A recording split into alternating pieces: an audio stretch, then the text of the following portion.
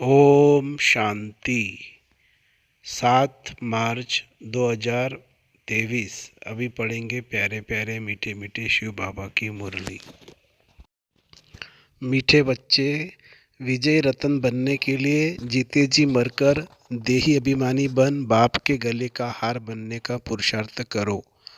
प्रश्न: स्वदर्शन चक्र का राज स्पष्ट होते हुए भी बच्चों में धारणा नंबरवार होती है, क्यों?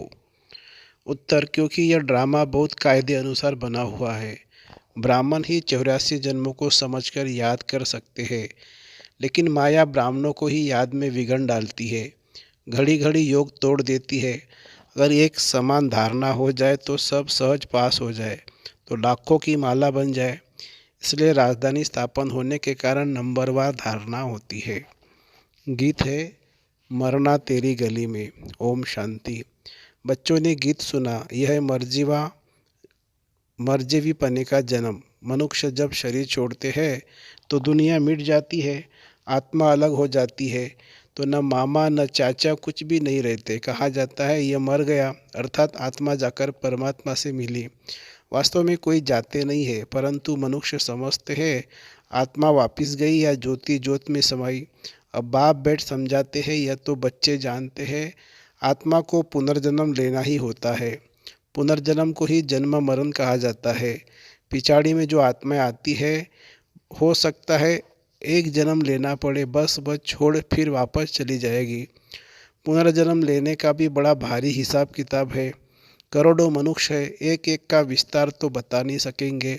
अब तुम बच्चे कहते हो, हे बाबा हमारी देह के जो भी संबंध है वे सब त्याग अब तुम्हारे गले का हार बनने आए हैं, अर्थात जीते जी आपका होने आए हैं। पुरुषार्थ तो शरीर के साथ करना पड़ेगा, अकेले आत्मा तो पुरुषार्थ कर न सके। बाप बैठ समझाते हैं, जब रुद्र यज्ञ रचते हैं तो वह शिव का चित्र बड़ा मिट्टी का बनाते हैं और अनेक शालिग्राम के चित्र मिट्टी के बनाते हैं। अब वो कौन से शालिग्राम है जो बनाकर और फिर उनकी पूजा करते हैं? शिव को तो समझेंगे कि यह परमपिता परमात्मा है। शिव को मुख्य रखते हैं, आत्मा तो ढेर है, तो वे भी शालिग्राम बहुत बनाते हैं। 10,000 अथवा 1,00,000 भी शालिग्राम बनाते हैं। रोज बनाया तो तोड़ा, फिर बनाया, बड़ी मेहनत लगती है।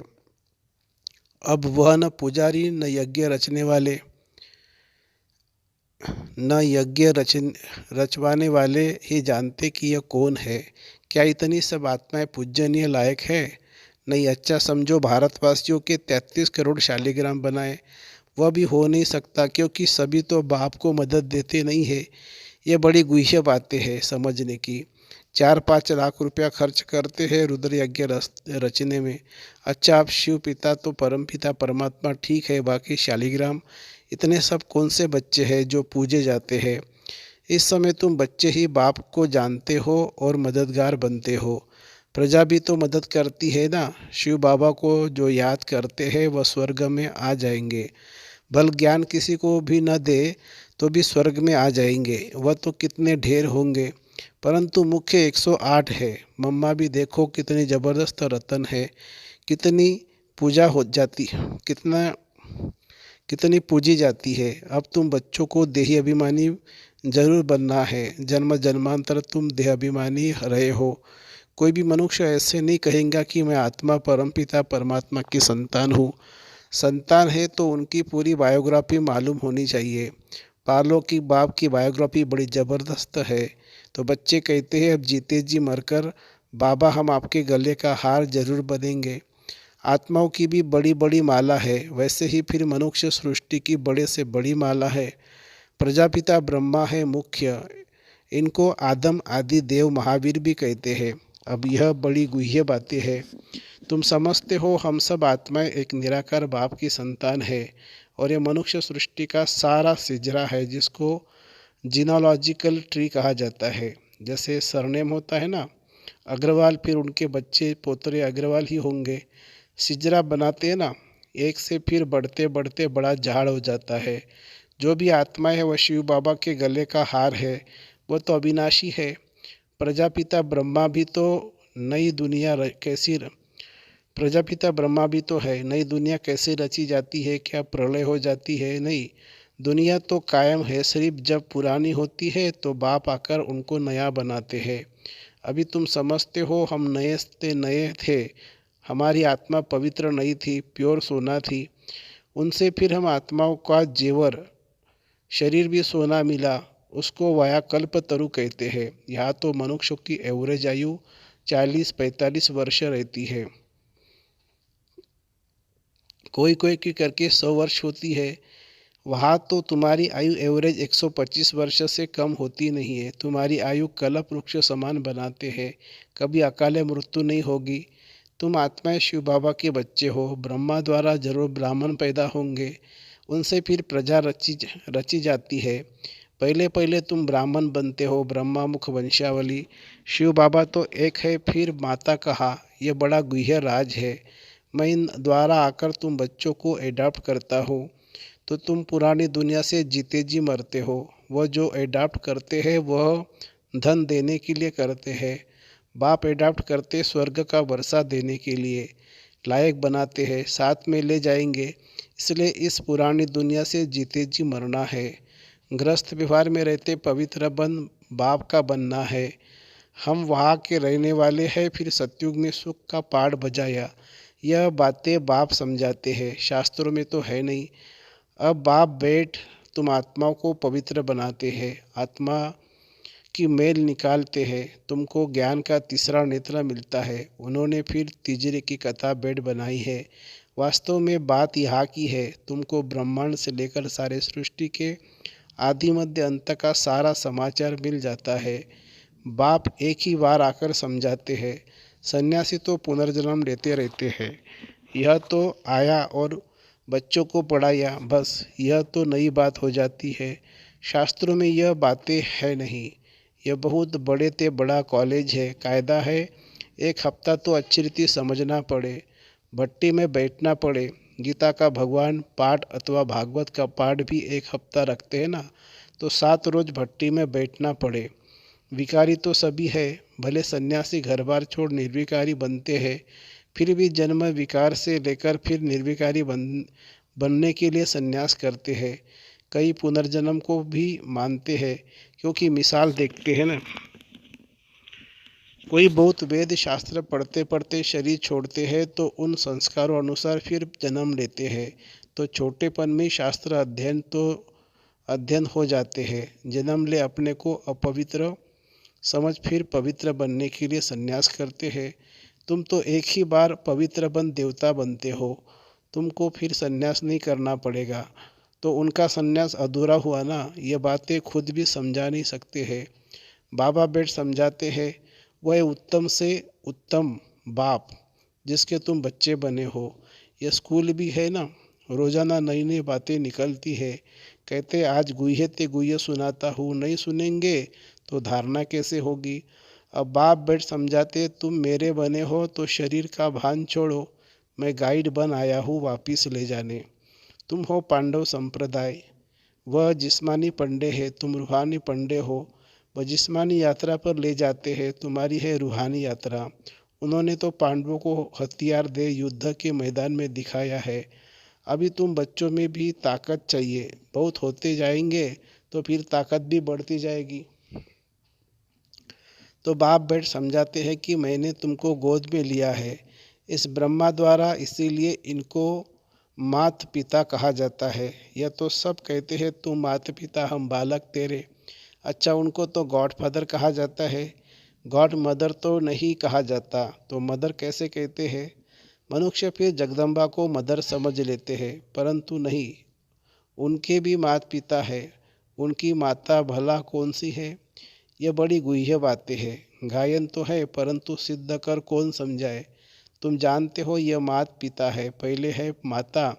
बराबर तुमको इस ब्रह्मा माता के पास पहले आना पड़े, इनमें प्रवेश कर तुमको एडॉप्ट करता हूँ, इसलिए यह माता पिता ठहरे। यह बातें कोई शास्त्र में नहीं है, यह बाप बैठ समझाते हैं। कैसे तुम मुखवंशावली बनते हो, मैं ब्रह्मा मुख से तुमको रचता हूँ। कोई राजा है, कहेंगे मुख से तुमको कहता हूँ। तुम मेरे हो, यह आत्मा कहती है, परंतु उनको फिर भी माता पिता नहीं कहेंगे। ये बड़ी वंडरफुल बात है। तुम जानते हो, हम शिव बाबा के बने हैं तो यह देह का भान छोड़ना पड़े। अपने को आत्मा शरीर समझना मेहनत का काम है। इसको कहा ही जाता है राजयोग और ज्ञान। दोनों अक्षर आते हैं। मनुष्य जब मरते हैं तो उनको कहते हैं राम राम कहो, या गुरु लोग अपना नाम दे देते हैं। गुरु मर जाता है तो फिर उनके बच्चे गुरु कर देते हैं। यहाँ तो बाप जाएंगे तो सभी को जाना है।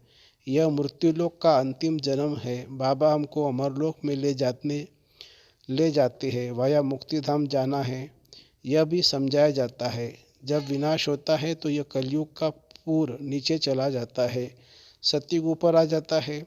बाकी कोई समुद्र के अंदर नहीं चले जाते हैं।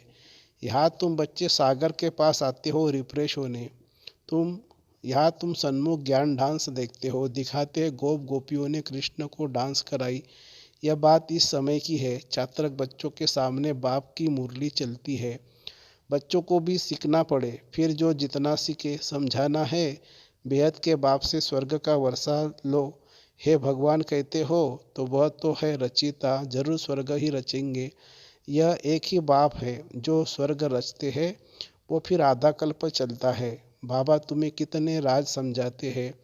बच्चों को मेहनत कर धारणा करनी है। सुदर्शन चक्र का राज भी बाबा ने कितना साफ बताया है। 84 जन्मों के चक्रों को ब्राह्मण ही याद कर सकते हैं। यह बुद्धि का योग, लगाकर चक्रों को याद करना। परंतु माया घड़ी घड़ी योग तोड़ देती है, विघन डालती है। सहज हो तो फिर सब पास कर ले, लाखों की माला बन जाए। यह तो ड्रामा ही कायदे अनुसार है। मुख्य है 8, उनमें फर्क नहीं पड़ सकता। त्रेता के अंत में जितने प्रिंस प्रिंसेज है सभी मिलकर जरूर यहाँ ही पढ़ते होंगे। प्रजा भी पढ़ती होगी।